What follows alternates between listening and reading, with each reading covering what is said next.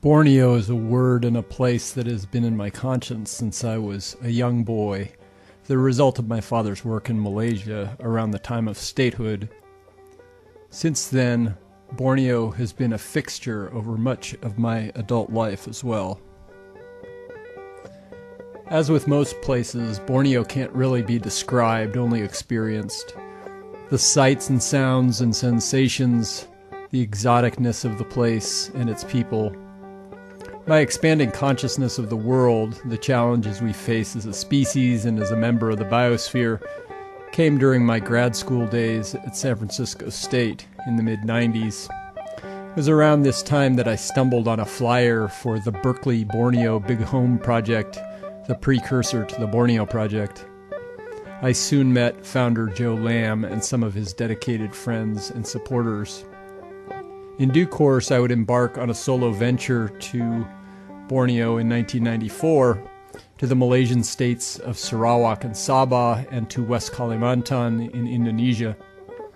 Subsequent trips would reinforce my connection and sense of obligation to the land and people of this great Southeast Asian island. Over the years, the Borneo Project has worked to preserve the island's tropical rainforests and its indigenous peoples.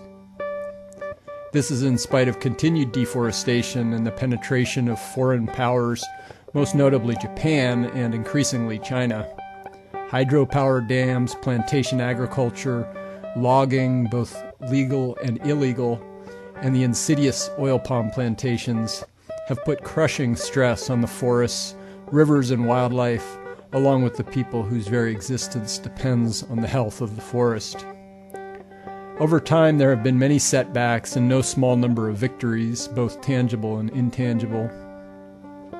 Then, on the day after Thanksgiving in 2018, I pulled up a New York Times article about Indonesia and oil palm. The first paragraph was a gut punch, and the next few brought a creeping sense of heartbreak and bewilderment. After decades of steady deforestation and land conversion, laws passed in the United States in 2007 led to unprecedented destruction to the ecological and ethnological character of the world's third largest island. Human greed, ignorance, carelessness, willful disregard for risks, failure to consider unintended consequences, provincialness, and a sense of American exceptionalism has produced an unspeakable tragedy. The latest blow began amid growing concern over U.S. energy independence and the role of carbon in climate change. The result was a series of laws creating a requirement for ethanol, a plant-based fuel that reduces auto emissions. U.S. corn producers were beneficiaries but could not meet the demand, creating the need to find a high-energy source from offshore. Europe followed a similar course of action. The best source of ethanol, under the dubious rationale of the free market, was palm oil from Malaysia and Indonesia in general, and Borneo in particular. Multinational Singapore-based Wilmar Corporation became a dominant player in expanding plantations and reaping financial benefits. One is reminded of the hit movie Crazy Rich Asians and the lavish lifestyle of its characters based in Singapore. The most cost-effective approach was simply to bulldoze and burn sections of rainforests, most of which is home to Dayak and other indigenous communities. In some cases, the village headman agreed to leasing the land to the companies, but just as often there is no such agreement in spite of violating state and federal laws. By 2015, fires were a preferred method of clearing and prepping the land for a monoculture of palm oil. That year, unseasonably dry weather contributed to igniting one of the world's largest stores of carbon-rich peat, which the British Isles had used for generations for energy and heat. Soon, southern Borneo was shrouded in a black-gray cloud of choking peat smoke. Hundreds of miles away in Jakarta, Kuala Lumpur, and Singapore, the air was virtually unbreathable. NASA satellites recorded the plumes rising high into the stratosphere and circulating eastward across the Pacific by upper atmospheric winds. This continued for months as news outlets gave decreasing coverage. Times reporter Abram Lustgarten describes a moonscape of smoldering stumps, an utter wasteland. Coming to a vista, he reported the same scene as far as the eye could see. The ancient cord of coexistence had been reduced to a literal skeleton of its former self.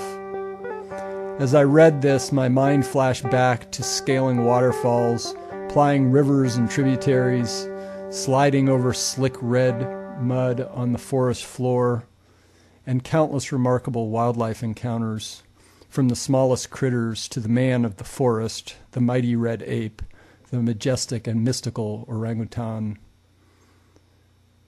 Of drinking borak, talking, singing, and dancing, and simply being in the longhouse among our native friends.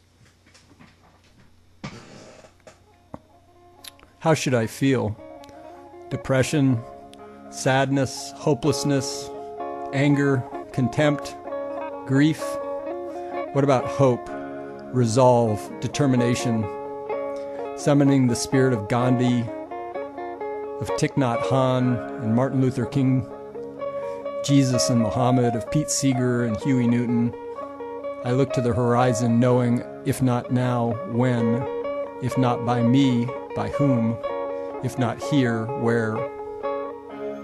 We must summon the resources at hand, deploy our talents, maintain hope, and be rejuvenated by loved ones and friends, expanding and encouraging our personal networks and spheres of influence.